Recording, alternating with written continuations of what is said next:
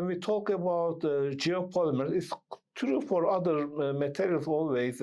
You don't look one property. You look at the multiple performance characteristics. Of course, one is the compressive strength. You want to make the material strong enough. And then the second one is you want easy, good workability. Welcome to the Project Report. Join your host, Elyse Dzenick, as she sits with researchers and highly qualified personnel working on FES-funded research. Explore what they're working on, why it matters, and what's to come. Dr. Yaman Bolek and Dr. Vivek Bindaganavale from the U of A's Department of Civil and Environmental Engineering are here today on the Project Report. They're here today to talk about dry water and the geopolymer-based cement mixture the team has been developing and how their work makes concrete more environmentally friendly. Are geopolymers currently being used in the construction industry? Perhaps we'll start from the very beginning, why we are doing this project. Actually, there is first stages, of course, we had a very good success with dry water in the geopolymers. Of course, we had a very good success on the bench scale. But the key thing is not on the bench scale, but making some bigger production. We call pilot scale production, which we are doing a production of around 1,000 kilogram geopolymer.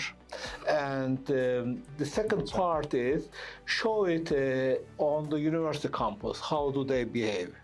Of course, you know, at University of Alberta, we have especially agricultural department is very good in terms of test stations. So we want to use the university's field as a test place for us. To follow up also on what Dr. Bolek here was mentioning, we have Portland cement, and it's really been unchanged, largely working the same way over the last 200 years.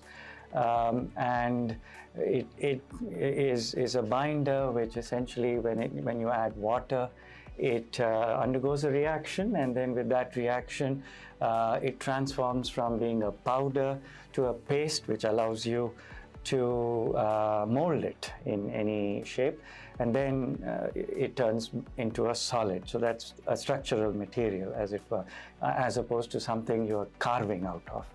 Now, that is one way of getting construction material.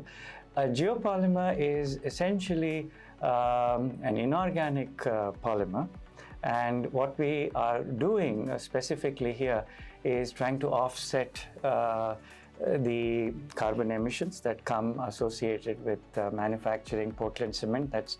But on the other hand, we also want to at least reach properties that we are familiar with Portland cement related systems. How to prepare metakaolin based geopolymer? Basically, we use it, the same materials used in the conventional Portland cement concrete. That's fine aggregate, coarse aggregate. The difference, the biggest difference is exactly in the binder. The binder, in this case, usually are wastes with some glass, some silico aluminum characteristics that can be useful to be activated. So in our case, we use a metakaolin, but this metakaolin to react must be dissolved. So to be dissolved, we use alkaline activator. This alkaline activator is mixed of two materials. These materials has a high alkalinity. This high alkalinity dissolve the aluminum silicates of metakaolin, and then starts the geopolymerization. They start reacting, forming some three-dimensional structure and solidify the material. In our case, we were able to activate highly the metakaolin in a such way that it was not necessary heat the material. Because if we heat the material, we activate much more this reaction for binding, for geopolymerization. So after preparing the alkaline solution, we mix with the metakaolin and then with the coarse aggregate and fine aggregates. All this mixing is using this mixer here. If we need to prepare high amounts of gel polymer, we need prepare in big mixers. So the sequence in which we add each one of these materials is defined. We do not change the order and the time of mixing each one. After that, the material is poured inside of this mold to prepare the slab. This slab, we have this demoldant, and then in our case, we remove the slab in 1 day. And 1 day we have 78 megapascal of compression, of compressive strength. So most of our slabs, they have this shape where 117. For this slab, we prepare 3 different mix designs. One was a metakaolin based geopolymer. The other one was dry water metakaolin based geopolymer. And the other one was a dry water metakaolin based geopolymer with polypropylene fibers. And beyond this, we have these 3 and more one that was the colored concrete, colored geopolymer as well. When we talk about geopolymer, it's true for other materials always. You don't look one property. You look at the multiple performance characteristics. Of course, one is the compressive strength. You want to make the material strong enough. And then the second one is you want easy, good workability. You pour it, mold it easily. And then the third thing is we can say that setting time. So all those 3 things don't go hand in hand.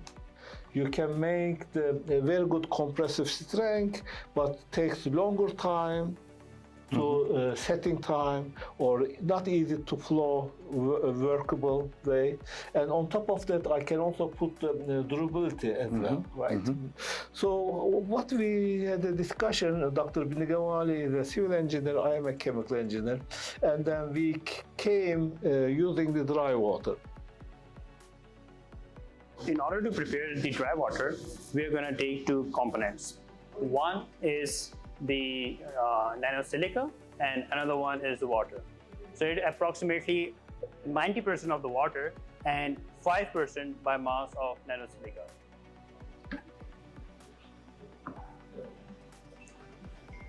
I will be adding nanosilica, which is approximately 10% and 90% of the water. Then I'm going to mix it with the speed of 5000 RPM, and we're going to mix it for 2 minutes.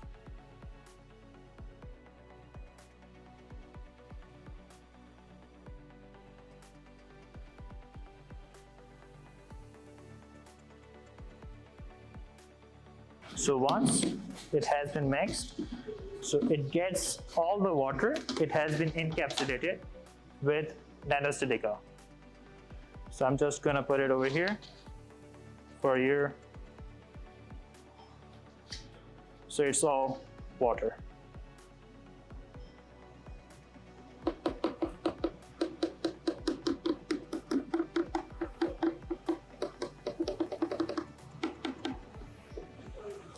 Which shows, it looks like powder, but it is approximately 90% of the water in it. Dry water you've seen in the demo is hydrophobic silica enveloping the water droplets and then making the 80% water, but all packaged around the hydrophobic silica particles. So that makes it like a small reaction vessels. To go a little further into it, whereas with Portland cements, we know by now there are some standard raw materials that we go in for. Here, what we need is a combination of alumina and silica, but we can get that through a variety of waste products. So now the question is, what is that waste product and how do we transform that.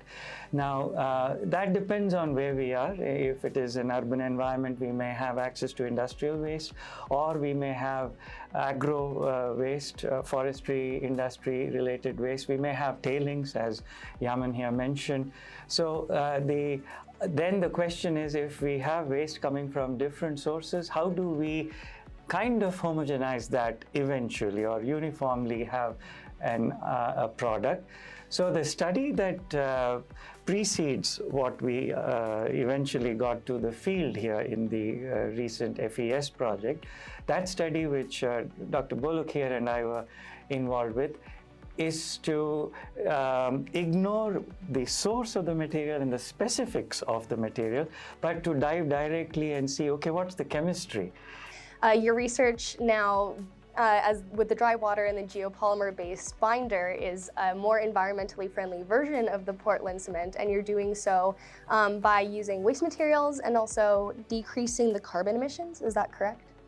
Yes, we ran some numbers, and that's probably still up for debate, but it's commonly mentioned, and I use this in my very first lecture in the undergrad course on Portland cement, that you have, for every ton of cement produced, 1 ton of CO2 emitted.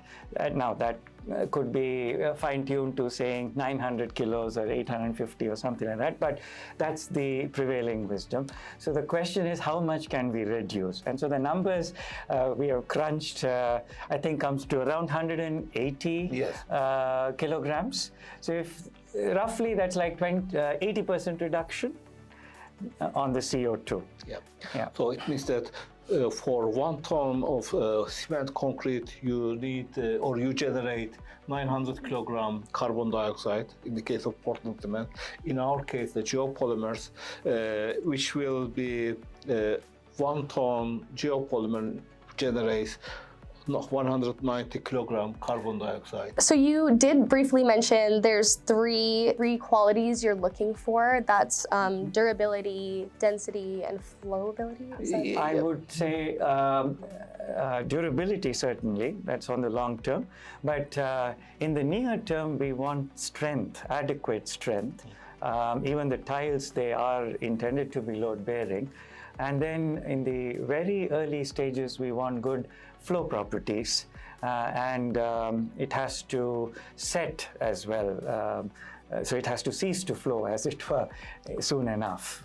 So those are the 3 stages. Hi, Scott McKenzie. I'm a project manager here with the PMO office at the campus. Well, typically as a project manager, we get added projects, right? We get given tasks. This is one that came upon my desk.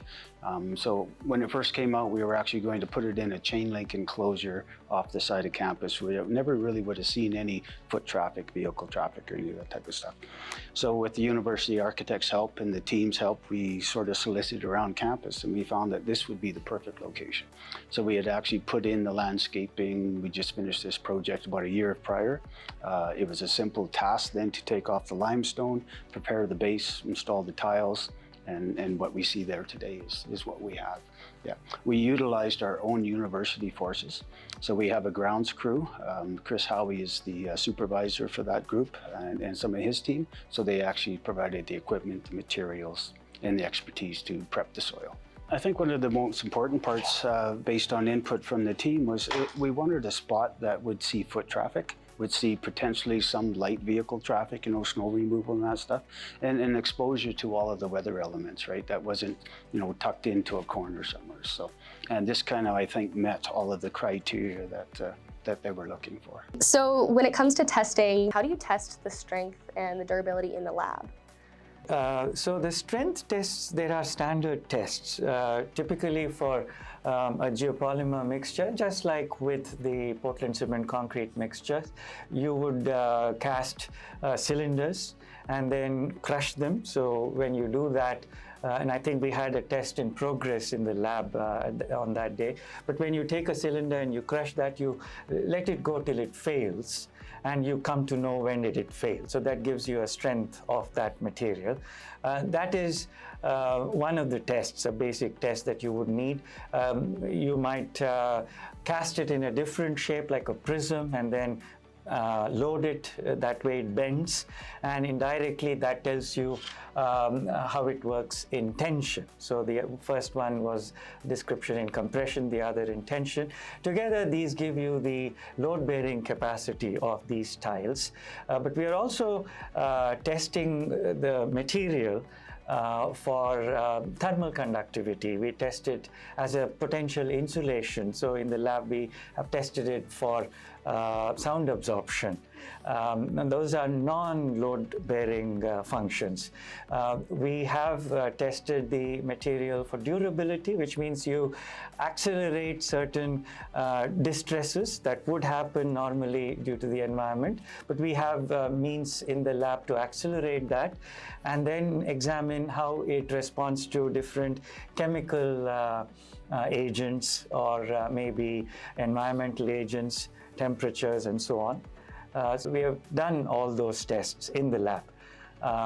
Now we are looking at image analysis in the field. My research in general focuses on monitoring natural and built environments, focusing on buildings, bridges, roads, and using cameras and sensors. And one of our projects focuses on detecting defects on pavement surfaces using cameras, in vehicle cameras, etc. And we work closely with Dr. Bullock on a few things, and thanks to him, he approached me to be a part of this exciting project. My role is mainly to capture some images after it was built so that we can observe the changes on the surface in terms of surface deformation or defects, etc. Maybe color changes. We were just discussing those downstairs. That's how my group is involved. What we designed is a camera system that can capture the whole setup that you saw outside, and at the same time a particular part of it in more detail with high resolution cameras. And we will collect some training data, and hopefully with the help of the experts, of course, they understand what each change means, but then we can train our models to capture those changes more accurately, and hopefully based on that they can understand the performance better. Okay, so what's next for you? Partly and I just lead Dr. Bullock to go further on it, but as you mentioned, our colleague Dr. Gul is going to look closely at the structural health monitoring of these tiles in particular, and that will also give us a feedback on how the material behaves in the long term. So at least in the first year, we ourselves are looking at images and trying to relate that with what the changes in the internal chemistry might be. Is there any kind of leaching, any change to the dimensions, and so on. We are going to correlate that to tests we have already done in the labs on freezing and thawing cycles and resistance, how it functions under low temperatures and so on. Is there anyone you'd like to thank before we log off, or any? Yes, we do have, of course, a colleague who is in absentia, Dr. Gul. I should also thank Dr. Bullock for having led this work. FES, of course, for funding this. We have an army of students who, many of whom have graduated, who have been working on this since 2015, since my entering the study area. This project is funded by FES, Future Energy Systems. We like to thank especially Sam and then Anit, and then Scott McKenzie, who was still he is project manager, facilities and operator. He really made the second part of the project work.